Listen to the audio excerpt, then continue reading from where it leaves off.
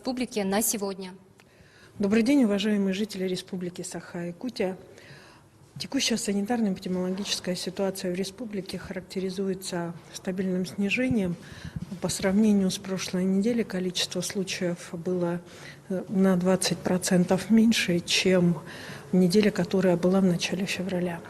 За последние сутки выявлено 67 новых случаев новой коронавирусной инфекции. Необходимо обратить внимание, что остаются высокими показатели в городе Якутске 29 случаев и в Мирнинском районе 12 случаев. Необходимо также обратить внимание на такие районы, как Тампонский, Усть-Майский, Аймиконский, в котором продолжает на настоящий момент выявляться большое количество случаев, и, соответственно, их оперативные штабы, учреждения здравоохранения и Роспотребнадзор работают над локализацией возникших контактов, над локализацией возникших проблем. В 7 районах у нас зарегистрировано от 1 до 5 случаев. За сутки проведено 1087 исследований на новую коронавирусную инфекцию. Всего с начала пандемии обработано 947 257 тестов. На 15 января 2021 года в республику всего поступило 42 412 доз вакцины против коронавирусной инфекции. Новая партия вакцин в размере 15 130 доз поступила в субботу, 13 февраля. На настоящий момент учреждениями Саха-фармации и Министерства здравоохранения республики вся вакцина промаркирована, и, соответственно, мы начинаем ее передачу в медицинские организации. Сегодня, 15 февраля, является днем, по которым определен режим повышенной готовности на территории Республики Саха-Якутия. Указом главы Республики Саха-Якутия выйдет указ, по которому режим повышенной готовности сохраняется до 1 марта 2021 года. Приношу извинения. При этом непосредственно в самом указе будут определены ряд разрешительных мероприятий, своего рода послабления.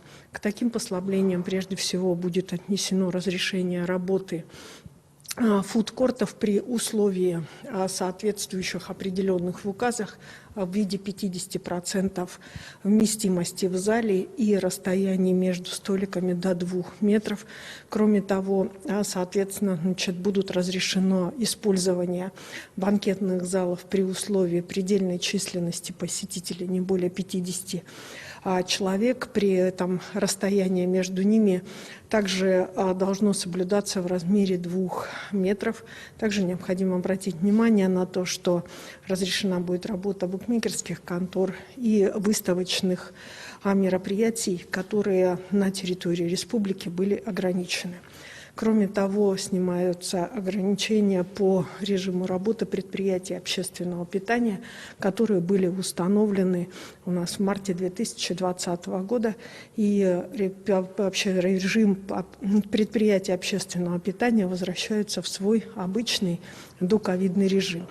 Однако при всех этих ограничениях, при всех этих послаблениях необходимо обратить внимание, что на настоящий момент в республике остаются меры, необходимые для самоизоляции для граждан пожилого возраста старше 65 лет и лиц с хроническими заболеваниями. Остается масочный режим, режим соблюдения социальной дистанции, а также непосредственно не снят режим нахождения на удаленной работе более 50% от численного состава учреждений и организаций. На настоящий момент необходимостью не снятия режима, а продления больничных для непосредственно лиц пожилого возраста стал недостаточный уровень вакцинации лиц пожилого возраста на настоящий момент для того, чтобы, так как у нас до сих пор основной группой, которая оказывается у нас в тяжелом положении на наших койках больниц, являются граждане пожилого возраста, то они сегодня получают приоритет в получении вакцинирования от новой коронавирусной инфекции. И в зависимости от этого и будут сниматься и ограничения. Спасибо за внимание. Спасибо вам. Это был брифинг оперативного штаба по борьбе с коронавирусом с информацией об эпидобстановке и принимаемых мерах в регионе.